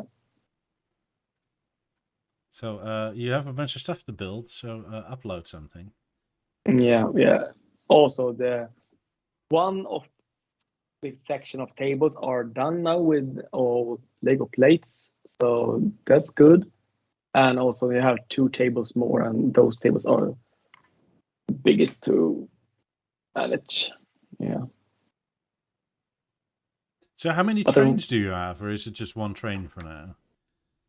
No, I have this yellow cargo train. I have the kind of more typical American cargo trains. It's in blue. I have kind of European style ICE trains, but in red. That's kind of old. I have a newer high-speed train. Is also kind of European standard. I have 2 of them connected. So and do they actually go faster than the other trains, or is it just? This one, the yellow one, is the strongest of them all because it has 2 motors connected. So Okay. that one can Are really they Bluetooth controlled? Yeah, not that one. That's is infrared. But the other ones, I have an old kind of steam train or locomotive that's it doesn't have a tandem or the coal kind of stuff. So it's a cargo little thing behind it. So there I put the battery box. That's Bluetooth controlled, and the high-speed train is also Bluetooth controlled. So, but you can always buy more train, especially since I discovered this site called Blue Bricks. It's based in Munich in Germany. It's not Lego bricks, but it's Lego bricks, but not licensed by Lego. But still, they do much more realistic train stuff that Lego only makes, trains for play, so they're not as real accurate. But steel train, I like steam locomotives, so especially the German ones and the crocodile version train. Yeah, The they've had Deutsche a lot of practice Kriegsmaschinen Dampflokomotive. Yeah, a lot of practice with good training. Yeah, Right. exactly. Yeah, we can do whatever with Lego nowadays. One thing to be sure about, those trains went on time. Yeah. Willie, are you leaving next Monday? Not tomorrow, but the week after? Yeah, this is the second last podcast from Canada. So are you going to stop in Legoland on the way there? Or because you have, what, like 6 days to do it, and it's like a 4-day trip or something? I'm not going to stop in Legoland because I know that I'd buy shit. Yeah. And I don't really have anywhere to put it. So I'll probably go up to Legoland later. But yeah, I bought a D11 dozer finally that came in. I bought the last set from the Lego shop here in Calgary, which is also the last set that I bought in Canada at this point of time. But yeah, next Monday I'm driving out. So, gotta set the date. Yeah. But So yeah. well, mostly the reason why I'm asking is because from Miami to Legoland is a good 4.5 hour drive or something, and you're coming by there more or less anyway. Yeah, I might stop in, but I already booked fucking Airbnb. But I guess I can just come in a day later. Doesn't matter. Who cares? I already paid for it anyways, right? So yeah, because I mean Legoland is around Orlando somewhere. It's not exactly around the corner from Miami. No, it's not. I looked where it is. It's not a small distance. That's for sure. But I'm going for it. Wait, maybe I'll stop in there. Yeah, we all have the Saturn V rocket, right? Yeah. I just need to build mine. Still. You do. But I kind of feel like doing it, but also kind of don't feel like getting it apart again and then putting it back in the box. No. Well, it's just a 3-stage rocket, so in that sense, it's kind of easy to dismantle. Not to dismantle all the pieces. No, just wait for it. No, I wouldn't do that. I didn't dismantle any of my Lego. I wrapped it up and then just whatever box, not whatever box. There are all same thing when we moved boxes. from the apartment. We built all the houses and just wrapped all the kind of floors and together. I'm doing fucking hundreds of hours of work for myself just to give myself hundreds of hours of more work to rebuild all of it. Like I don't mind building Lego, but I just like the technical parts are the best because they are so solid when they're built. Oh, dude, they're hard to take apart nowadays. Like they're really hard to take apart. The best parts for Alphons is not the 4+ or those sets. The best sets are the Technic sets because they're so well built and rigid. So those are the best part for him to play with. Yeah, I think that. Yeah, the only thing that breaks off is like the rear view mirrors on the Arocs or the Actros, those Mercedes trucks. Other than that, like there's really nothing that comes off, like little accessories or whatever, but. Not like if you drop, a model, it just explodes into 100 pieces. That doesn't happen with Technic. No. But I'm excited for the new excavator that they're coming out with that leaked. Apparently, they're going to be using 3 hubs out of, I think 4 is the max. Yeah, that's going to be like a fucking $700 apparently for a set. Still cheaper than some of the other regular kind of Star Wars or whatever sets. Yeah. Well, the Star Wars, but then you get like what, 15,000 bricks and shit. All gray, but yeah. Yeah. God, if you make a mistake in that because you counted wrong, like the 4-1 or the 5-1, and it's like fucking. That shows up faster when you're doing a set like that than when you miss a fucking gear in a transmission on like the 50th step in instructions, and you realize that it doesn't work, and you're in 365th step.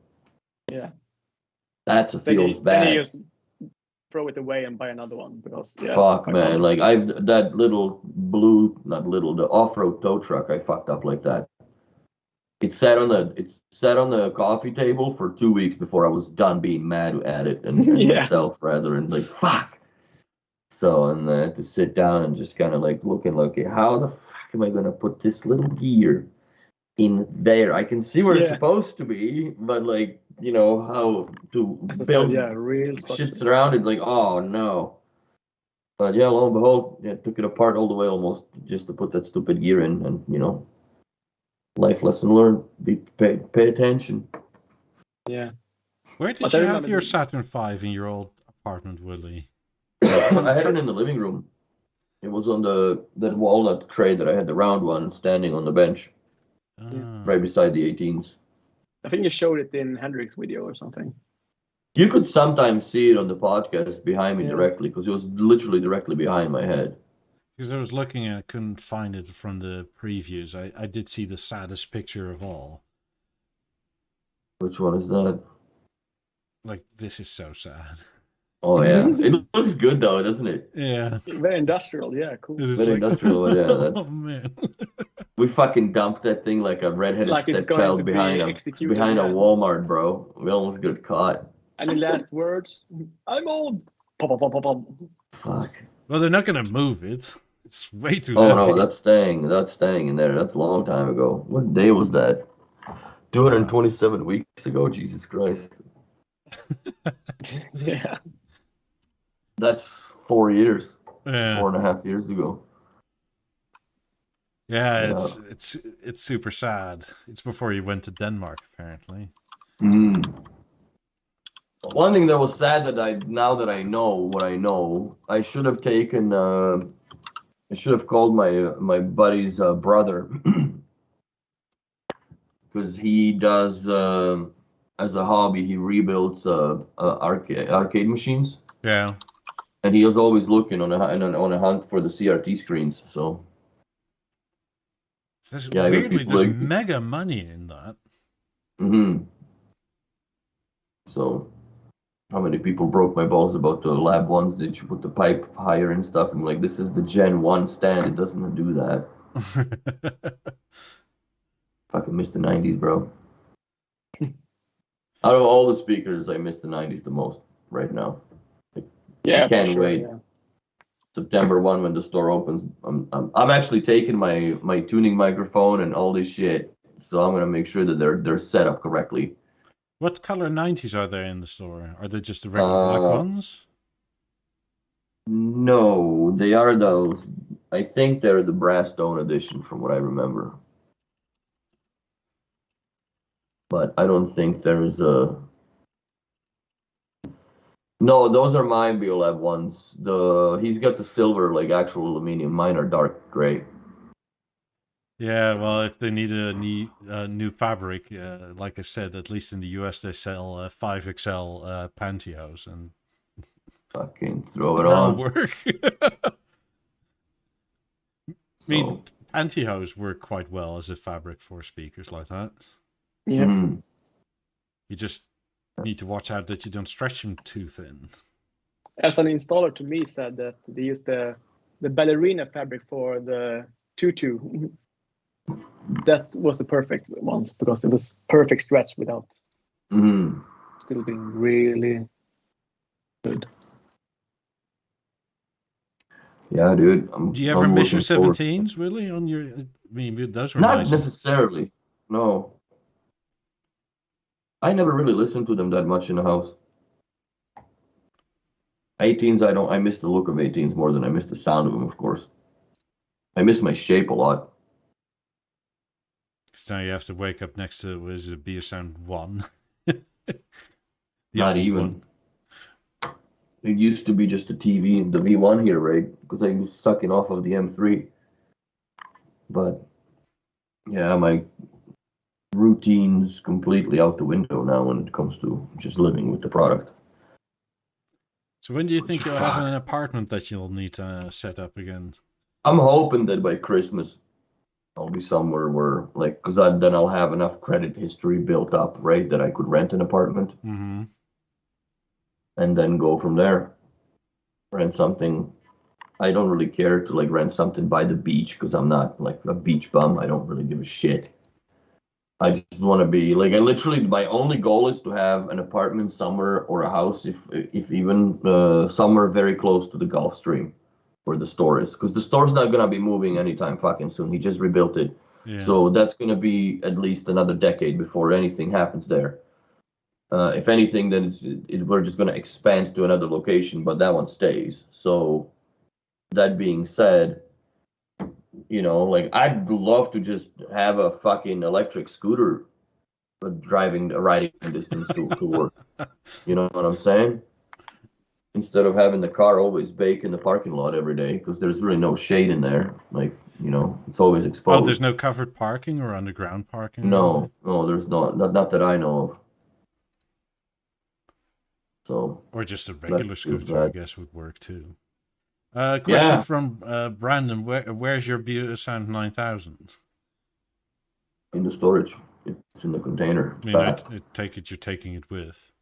Oh yeah. No, 9000's coming. Everything's coming with me, dude. All the B&O's coming with me. I haven't left basically anything behind, other than all the ML shit that you know, hooked up my mom with here. which basically I burnt all my Masterlink cables on this house. Like I have one left, one ML cable left to play with. But aren't you? Yeah, I guess you're more or less totally out of that anyway. Yeah, there's really not much for Masterlink, and I don't like. The only thing I guess the challenge is the serviceability of the older houses, right? Yeah. Because like if you don't have those cables and stuff, or like I went to the Thursday. Yeah, Thursday I went out to help my buddy, like some old client of ours that moved. I don't know why they didn't call me to do the shit, but they were doing the install, and I still had to come in because I have the Masterlink cables, right? So, and those were the last ones. I got nothing now. I got one cable left. Yeah, the shape I missed, dude. Does anybody still make Masterlink cables, or is it all back order stock? I think you can still buy it. I don't know if Steve has the ability. I think he does. I think he's got the connector end, so he can just make you an ML cable. And you can make an ML cable out of a Cat 7. So I'll have to ask him. He's here next week. Yeah. So. I'll have an answer next week. I mean, Steve's here next week somewhere, so I should have an answer. I know MyTech in Vancouver. He has the connector ends, and he even has the Masterlink crimper tool, which was like fucking $900 back in the yesteryears to buy, right? Because obviously they want to proprietarize the piss out of it. I never bought the ML tool. I really had an eyeball on one just to get one like years ago, but nowadays it's absolutely useless. Yeah, you probably don't use it enough anymore. Dude, I wouldn't use it at all. Like, you have these little junction boxes that you can punch down ML and splice it that way. So, like, you really have no real need to terminate cables at all. And I packed the letters, too. Those logos are coming with. Everything's coming with, man. Yep, indeed. Yeah, on that note, I'll pop your Instagram in there again. You haven't used that in a while by the looks of things. No, I have been busy, and I just... But still, you can only see the pictures, the old ones there. Amazing. Wanted to take the pictures and shit of the progress of the move, and you just get so carried away. Like, the only thing that I have on the camera, like I said, is just pictures of all the labels, that everything is, all the content inside the container. I saw some letters for sale the other day, and it was the whole Bang & Olufsen thing. I have those too. And I thought, like, I could buy those. And then I saw another set that was backlit. And I think... Oh, shit, I would like to get those. Overkill, I mean... Yeah, that's what I was thinking. Plus, it's like European voltage, and it's like, God, do I then need to buy that and buy inverters? And, like, is this all worth it? And... It's like, nah. It's worth it, bro. And then I looked at the price, and I think they wanted like €750 for it or something. Oh, shit. Yeah, I mean, Megan would never allow that. She doesn't need to know everything. I mean, she would tear it down. I mean, would Netta let you put B&O logo in your house? In a theater, you could get away with it in a theater. What we're looking at right now, I think would be okay. But the whole Bang & Olufsen thing, that's like, I don't know, 7 foot wide, probably not. Yeah, this is the design thing. But what side do you sleep? Bang on Olufsen. It's going right across the bed. Yeah. Oh, shit. Anyway, on that note... I'm going to get out to the heat and start packing. I'm going to call it no show tomorrow. We'll be doing other things, and you'll be packing some more. And hope everybody has a good week. Don't get too hot. Drink water, like and subscribe, and we'll see you next week. That's right. Get vaccinated. Bye, everybody. Bye.